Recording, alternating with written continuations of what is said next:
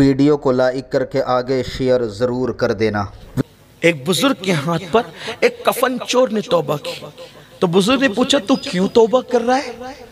तो कहा कि कफन चुराते चुराते मैंने बहुत इबरत की बातें देखी, तो अब मैं तौबा करना चाहता। तो उस वक्त तो उस बुजुर्ग ने पूछा ये बता कि तूने तो मुसलमानों ही के कफन चुराए हैं, तूने कितनी कब्रें ऐसी देखी कि जिसमें मुसलमानों के चेहरे किबले की तरफ थे, और कितनी ऐसी देखी कि जिनके चेहरे किबले से फिर गए थे। तो वो कफन चोर कहता है अगर मैंने 1000 कब्रें खोली थी तो 999 लोगों के चेहरे मैंने किबले से फिरे हुए देखे, और एक बंदे का चेहरा मैंने किबले की तरफ देखा। ये कब्र का हाल है। उन्होंने अपने उस्ताद को खत लिखा कि कफन चोर ने मेरे हाथ पे तौबा की है, और अब वो कहता है कि मैंने 1000 लोगों की अगर कब्र खोली है तो 999 के चेहरे किबले से फिरे देखे, एक बंदे का चेहरा किबले की तरफ देखा। तो ये किबले से चेहरे क्यों फिर जाते कब्रों में?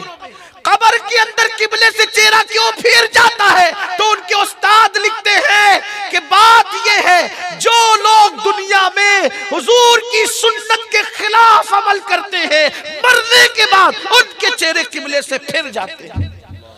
जो सुन्नत के खिलाफ अमल करे उनके चेहरे कब्र में फिर जाते हैं किबले से। जो फर्ज भी अदा न करे, जो फर्ज भी अदा न करे, जिनकी जिंदगी में फर्ज भी सुन्नत के खिलाफ, यानी दाढ़ियां मुंडाई, मरने के बाद चेहरा किबले से फिरा हुआ, शराब पिया चेहरा फिरा हुआ, गीबत की चेहरा फिरा, हराम खाया चेहरा फिरा हुआ। गरीब नवाज मुझे याद आते, एक बार हुजूर गरीब नवाज रज़ी अल्लाह ताला वुजू कर रहे, सुन्नत की बात है, फर्ज बहुत बड़ी चीज सुन्नत। वुजू करते करते सरकार गरीब नवाज ने जल्दी जल्दी में वुजू के सफर में थे, जल्दी में वुजू किया। वुजू के बाद नमाज पढ़ी तो लज्जत नहीं आई नमाज में। इसका मतलब नमाज में लज्जत है, तभी तो लज्जत आती। हमें कुछ नहीं मिलता ना, क्यों नहीं मिलता? क्योंकि खाने में उसको मजा नहीं आता, बल्कि दाल भी कड़वी लगती है, बिरयानी भी कड़वी लगती है, अचार भी कड़वा लगता है। वजह क्योंकि उसको हुआ है टाइफाइड, इसलिए उसको सब खाने बुरे लगते हैं। अरे क्या यार, छोड़, क्या पका के रखा है। कभी कभी उस पर झगड़ा भी होता है, मेरे अजीज तुझे बीमारी है ना, इसलिए तुझे खाने अच्छे लगते। लोग कहते क्या नमाज की बात लोग लगाते। अरे नमाज की लज्जत एक बार मिल जाए तो तलवारों से जख्मी भी हो जाए तो नमाज न छोड़े, ये लज्जत है नमाज की। नमाज की एक बार लज्जत मिल जाए तो फिर मौला अली के रंग में कहोगे कि अगर जन्नत मिली और नमाज का मौका मिले तो हम जन्नत छोड़ दे मगर नमाज न छोड़े। ये नमाज की लज्जत मिलती नहीं ना लज्जत। वजह खाने की लज्जत इसलिए नहीं मिलती कि टाइफाइड का मर्ज है, नमाज की लज्जत इसलिए नहीं मिलती कि गुनाहों का मर्ज है। अगर गुनाहों का मर्ज खत्म हो जाए तो खुदा की इज्जत की कसम नमाज वो लज्जत है कि आदमी सारी दुनिया एक तरफ, नमाज एक तरफ। नमाज की लज्जत, जिन्हें लज्जत मिली है वो पूरी पूरी रात सजदे में रहे। जिन्हें लज्जत मिली है उनके तीर खींच लिए गए, उन्हें खबर नहीं हुई। जिन्हें लज्जत मिली, तो गरीब नवाज सरकार फरमाते लज्जत नहीं मिली उस दिन नमाज। मैं हैरान हुआ क्यों लज्जत नहीं मिली नमाज में। गौर किया तो पता चला मुराकबा करने के बाद कि वुजू में उंगलियों का खिलाल करना नबी पाक की सुन्नत है। उंगलियों का खिलाल करना हुजूर की, वो जल्दी में मैं भूल गया। सरकार गरीब नवाज फरमाते उस शर्म में मैंने, उस हया में, उस गम में मैंने 40 साल तक आसमान की तरफ कभी नजर नहीं उठाई। ये सोच कर कि फराइज के बारे में तो अल्लाह की बारगाह में जवाब देना होगा, लेकिन सुन्नतों के बारे में हुजूर की अदालत में जब खड़ा किया जाएगा, हुजूर पूछेंगे कि तूने मेरी सुन्नत क्यों छोड़ दी, तो मैं हुजूर को क्या जवाब दूं? सोचे तो सही ना, सोचे तो सही। या अल्लाह पूछेगा कि तूने मेरे महबूब की सुन्नत क्यों छोड़ी, तो मैं जवाब क्या दूं? और सुन्नत छोड़ने पर चेहरा किबले की तरफ से फिर जाता है। तो जो फराइज पर अमल नहीं करते, इसलिए इस सुन्नी इज्तिमा में आने वालों ये भूल जाओ कि यहाँ कोई आप लतीफा सुनोगे। आपको यह इसलिए बुलाया गया है कि अपने अमाल पे रो लो, अपने गुनाहों का एहसास कर लो, अपने आप को बदल डालो, तब्दील करो, वरना दिन क्या देखना है। एक दिन वो है जिसे कब्र कहते हैं। कब्र में, जहां का दिन भी रात से बदतर है, बदतर दिन भी रात से बदतरीन है, वहां की रात कितनी भयानक होगी। हज़रत सईद इब्ने मुसय्यिब कहते हैं कि मैं एक बार मौलाए कायनात शेर खुदा अली ये मुर्तज़ा के साथ कब्रिस्तान गया। जब हम दोनों कब्रिस्तान में पहुंचे तो मौला अली ने कब्र वालों को सलाम किया, तो हमने कब्र वालों का जवाब भी सुना। मौला पाक ने सलाम किया तो कब्र वालों का जवाब भी सुना। फिर मौला अली शेर खुदा ने कहा, ए कब्र वालों ये बताओ कि अल्लाह ने तुम्हारे साथ क्या मामला किया जब तुम हमसे जुदा हो गए, जब तुम हमसे जुदा हुए तो अल्लाह ने तुम्हारे साथ क्या मामला किया। तो कब्र से आवाज आई, अली पहले ये बताओ कि हम आपसे जुदा हुए तो आप लोगों पर क्या गुजरी वो बताओ, फिर हम अपने अहवाल बताते हैं। तब चूंकि मौला अली से सवाल था, बाबे मदीनतुल इल्म से सवाल था, शेर खुदा से सवाल था, फातेह खैबर से सवाल था, दामाद रसूल से सवाल था, अखीए रसूल से सवाल था, ज़ौजे बतूल से सवाल था, अबुल हसनैन से सवाल था, नातिक़े कुरान से सवाल था, सरकार अली ये पाक से सवाल था। तो मौला अली ने कहा, सुनो, तुम अगर ये चाहते हो कि तुम हमसे जुदा हुए हम पे क्या गुजरी तो सुन लो। फरमाया, पहली चीज ये हुई कि तुम्हारे इंतकाल के बाद तुम्हारा माल तुम्हारे वारिसों में तकसीम हो गया। यही है पहली बात, सबका माल तकसीम होना है। जमा लो कितना जमाते हो, कमा लो कितना कमाते हो, रूह निकली सारा माल वारिसों में तकसीम होगा। और लोग तो आज बेटे यार बेटे बेटियां, बाप का जनाजा उठता है, लोग प्लान करने लगते हैं कि अब बाप की विरासत तकसीम होगी तो मैं ये करूंगा और मैं ये कर। मगफिरत की किसी को पड़ी, बल्कि मेरे अजीज अवाम तो अवाम है, हमने बाज खवासों को देखा है, बाप का जनाजा पड़ा हुआ है और अभी से झगड़ा शुरू हो गया कि मेरा इतना और ये मेरा इतना। ये सूरत हाल है। अपनी मगफिरत की खुद फिक्र कर लो, अपनी बख्शिश का खुद इंतजाम कर लो। जाने वाले जाते जाते कुछ कर ले अपने वास्ते, वरना एक दिन तू भी तरसेगा फातिहा के वास्ते। कुछ कर लो अपने लिए, कुछ कर लो, अपना भला चालो, अपना भला चालो। दूसरों को नफरत करते करते इतनी नफरतें भर गई है दिल में कि अब अपने आप से भी प्यार न रहा। खुद की मगफिरत का इंतजाम कर लो, खुद की बख्शिश का इंतजाम कर लो, आमाल पे रो लो। उम्मुल मोमिनीन हज़रत आयशा सिद्दीक़ा रज़ियल्लाहु ताला अन्हा इरशाद फरमाती है कि मैंने अल्लाह के रसूल से सुना है कि जो लोग अपने गुनाहों पर तन्हाइयों में रोते हैं, अल्लाह ऐसे बंदों को बेहिसाब जन्नत अता फरमाएगा। आओ रो लो, अपने अमाल पर गिड़गिड़ा लो, खुदा को मना लो, राजी कर लो अल्लाह को। मौलाए कायनात कहते तुम्हारे मरने के बाद तुम्हारा माल तुम्हारे वारिसों में तकसीम हो गया। पहली बात ये थी। दूसरी बात ये थी कि तुम्हारी बेवाएं तुम्हारी न रही, अब वो तुम्हें याद नहीं करती। बड़े हाथ में हाथ देकर वादे किए थे, हम तुम्हें नहीं भूलेंगे और तुम हमें नहीं भूलोगे। यही था ना मेरे अजीज, जिसके लिए ताजमहल बना है, जिसके लिए उसके इंतकाल के बाद भी शाहजहां ने दूसरी बीवियों से निकाह किया। वो मोहब्बत की निशानी जो मुसलमानों को दहशतगर्द कहने वाले आजकल कह गए कि ये मोहब्बत की सबसे बड़ी निशानी।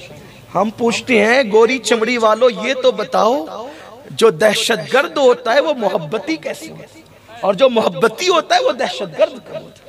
जो मुर्दों से इतना प्यार करे कि पूरा ताजमहल बना दे, वो जिंदों से कितना प्यार करता है। ताजमहल मुमताज की हयाती में नहीं बना, ताजमहल तो बाद इंतकाल बना है। और वहां दफन करने के लिए बुरहानपुर में जो है वो आहू खाना बना करके उसके जिस्म को मसाला लगा के रखा गया, अभी भी मौजूद है वो हमारे इलाके में बुरहानपुर में, कि वहां पर वो कि वहां रखा गया था। लेकिन बात मेरी वो नहीं है, उन्वान मेरा वो भी नहीं है, लेकिन ये कहता हूं जिसके लिए ताजमहल बना उसके बाद भी निकाह हुआ। शाहजहां ने दूसरी शादी की, उसकी और भी शादियां की उसके बाद। तो ये मोहब्बतों की बात है, भूल जाते सब। शौहर भी भूल जाता है, बीवियां भी भूल जाती है। मौलाए कायनात ने बिल्कुल सर्वे रिपोर्ट पेश की, आज के हालात देख लें। फरमाया कि तुम्हारी बेवाएं तुम्हें भूल गई। बात तो ऐसी कि दूसरी शादियां कर ली उन्होंने, कोई ऐब भी नहीं था। बेवा दूसरी शादी कर सकती है, ऐब नहीं है। अगर बेवा का आजकल ये भी जिहालत और जाहिलियत है कि अगर कोई औरत बेवा होकर दूसरी शादी का प्लान करे तो औरतें उसको ताना देती है, कैसी बदबख्त है, कैसी बुरी है, बेहया है, शौहर मर गया दूसरी शादी की बात करती है। मैं कहता हूं अल्लाह, अगर बेवा होने के बाद दूसरी शादी करना ऐब होता तो मां खदीजतुल कुबरा कभी भी दूसरी शादी न फरमाती। कोई औरत है उनके बराबर? अगर बेवा होने के बाद दूसरी शादी करना ऐब होता तो हज़रत उम्मुल मोमिनीन उम्मे सलमा दूसरी शादी न फरमाती। उम्मुल मोमिनीन उम्मे सलमा की दूसरी शादी है, जनाबे खदीजा की दूसरी, बल्कि यूं कह ले कि उम्मुल मोमिनीन हजरत आयशा सिद्दीका के अलावा हुजूर की सारी अज़वाज मुतहरात जो हुजूर के निकाह में आई थी, कोई भी कंवारी न थी, बस ये एक ही खातून थी जिनको कंवारी आने का शरफ हुआ।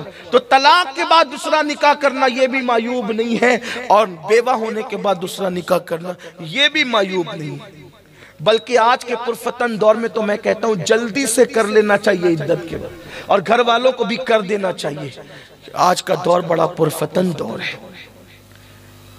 निकाह वाली कहलाकर बदनाम हो जाना आसान है, बगैर निकाह के जराइम का पलंदा बनकर आखिरत खराब न करो। शराफत, झूठी शराफत है ये और क्या शराफत है कि निकाह से रुक गए और फिर कहने लगे कि फिर गुनाहों में मुब्तला हो गए। उससे तो बेहतर था कि दूसरा निकाह कर लेते, और कर देना चाहिए, कोई ऐब नहीं है। बेशुमार मिसालें, मैंने अब इससे बड़ी मिसाल क्या पेश करूं अज़वाज मुतहरात में। बल्कि हजरत अस्मा बिनते उमैस को देख ले आप, ये वो खातून अस्मा बिनते उमैस रदियल्लाहु ताला अन्हा पहले हजरत जाफर के निकाह में थी। हजरत जाफर की शहादत हुई तो उनका निकाह सिद्दीक अकबर के साथ हुआ, सिद्दीक अकबर का विसाल हुआ तो फिर जनाब अस्मा बिनते उमैस का निकाह मौला अली के साथ, यानी तीसरा निकाह भी उनका हुआ। अब शराफत की निकाह का नाम जो है वो माज़अल्लाह बेहयाई नहीं है, बल्कि कंवारे रहकर, गैर शादीशुदा रहकर ज़िना करना, गुनाह करना, ये बेहयाई है। इस्लाम कहता है जायज रास्ते इख्तियार करो। इसलिए अल्लाह ना करे अगर कोई औरत बेवा हो जाए, उस पर कोई पाबंदी नहीं है, वो इद्दत के बाद कर सकती है, और घर वालों को भी चाहिए कर दिया करे। कोई तलाक पाए कर दिया करे, और वो कि नहीं मैं तो उसी के गम में रहूंगी। मेरी बहन, कुदरत ने अब तुझे गम से आजाद कर दिया, तो अब तुम कौन सा गम लेकर के बैठी। औरत के लिए शौहर का गम 4 महीने 10 दिन से ज्यादा का नहीं है, औरों के लिए तो 3 ही दिन है, शौहर का गम 4 महीने 10 दिन इद्दत के जो अय्याम। अब गम न कर, अब अपनी जिंदगी बेहतर कर ले, वरना अल्लाह न करे कभी नफ्स तुझे गलत रास्ते पे ले जा सकती। लेकिन हाँ, अगर कोई औरत वाकई नफ्स पे कंट्रोल करे और रुकी रहे, और कभी इस नियत से रुकी रहे कि मेरे छोटे छोटे बच्चे, इनका क्या होगा, उनकी खातिर रुकी रहे, और लेकिन पाक दामन रहे, फिर नफ्स पे कंट्रोल भी उसका हो, तो हुजूर फरमाते ऐसी औरत जो बेवा हो जाए, छोटे बच्चों के मुस्तकबिल के लिए वो अपने आप को रोके रखे और पाक दामन रहे, ऐसी औरत को क़यामत के दिन जन्नत में मोहम्मदुर रसूलुल्लाह का पड़ोस नसीब किया जाएगा।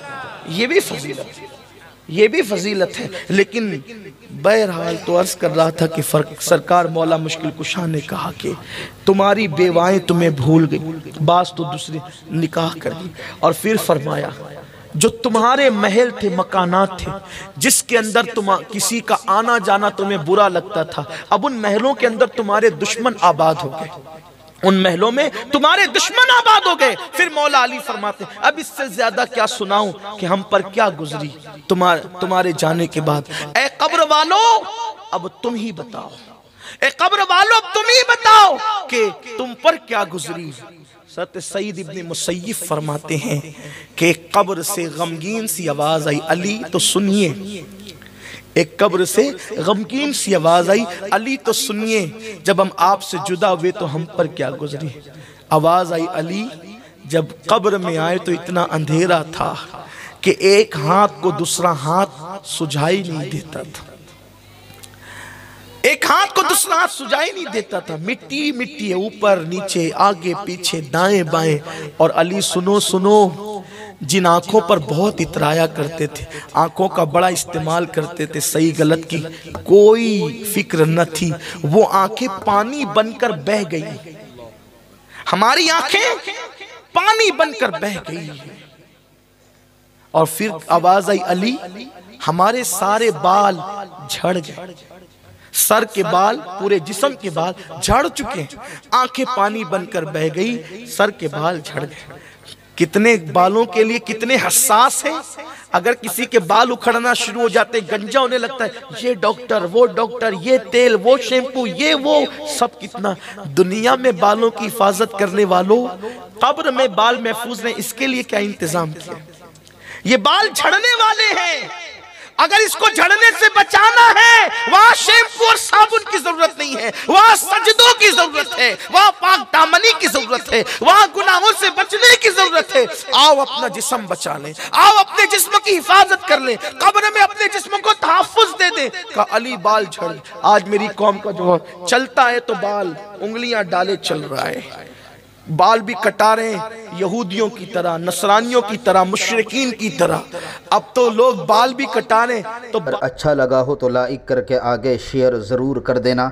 अल्लाह हाफिज़।